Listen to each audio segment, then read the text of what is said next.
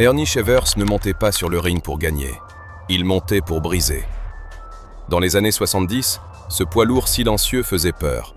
Plus peur même que Foreman ou Frazier. Pourquoi? C'est simple, le punch de Shevers était comparé à la chute d'un petit météore. On disait que s'il touchait proprement, on pouvait arrêter le combat immédiatement. L'homme cessait simplement de comprendre où il était et comment il s'appelait. Au début des années 80, il avait déjà derrière lui toute une collection de corps de ceux qui avaient osé se tenir en face de lui. Et quand la question d'un nouveau prétendant au titre s'est posée, tout le monde dans le monde de la boxe s'est regardé. Plaisanter avec ce type, c'était chercher des ennuis. Mais voilà que sur son chemin se dresse Muhammad Ali en personne. Et chacun a alors compris, un combat de la décennie les attendait.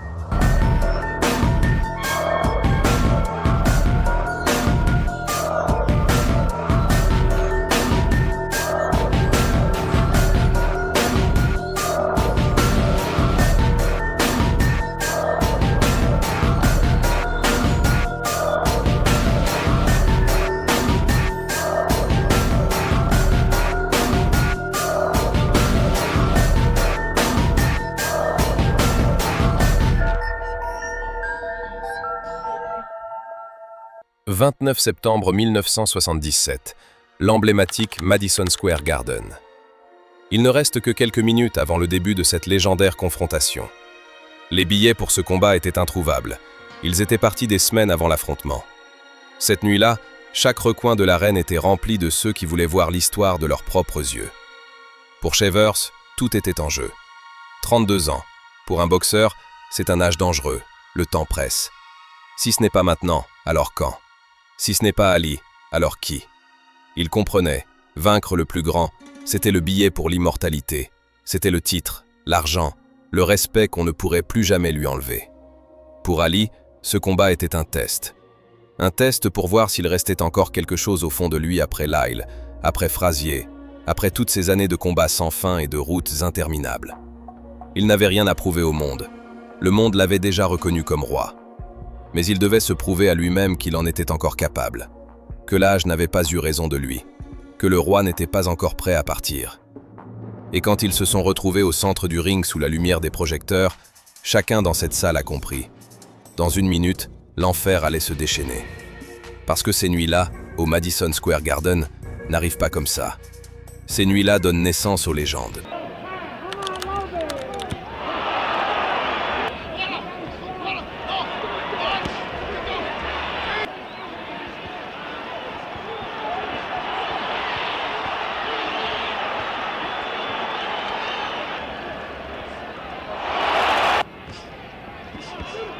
Shaker.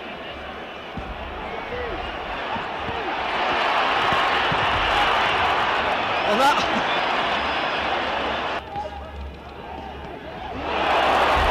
yes.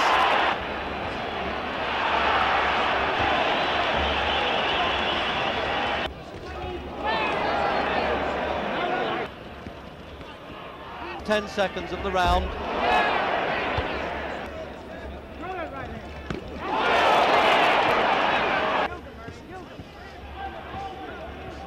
Softening this.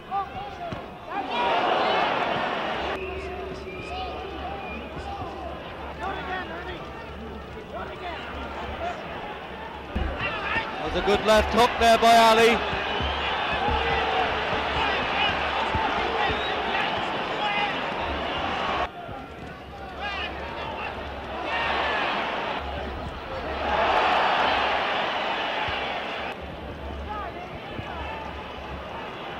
Le quatrième round, c'est le moment où le combat a cessé d'être simplement de la boxe pour se transformer en une épreuve de résistance.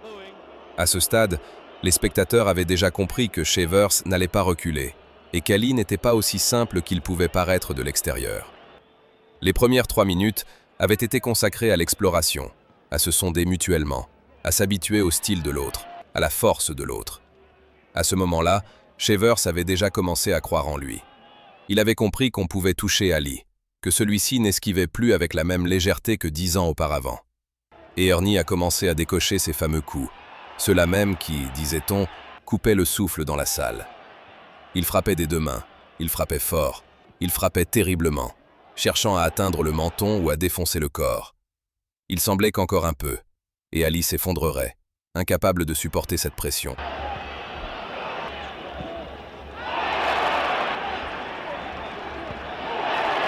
Oh yes, that left hook was a good one.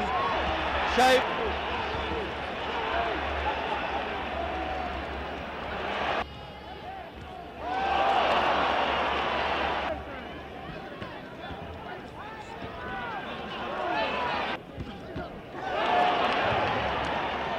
After about 5 rounds, Chambers is doing very good.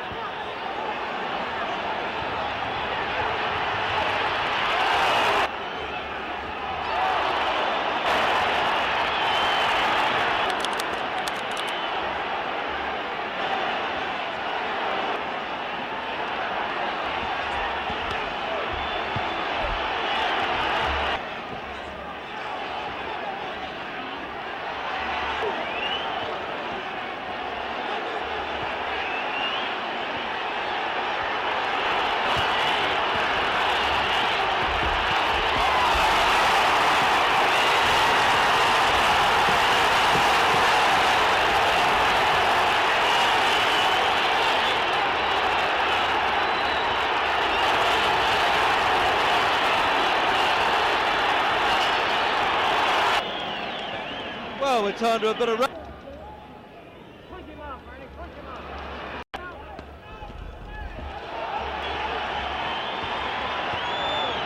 Quand la cloche finale a retenti au Madison Square Garden, les deux étaient toujours debout.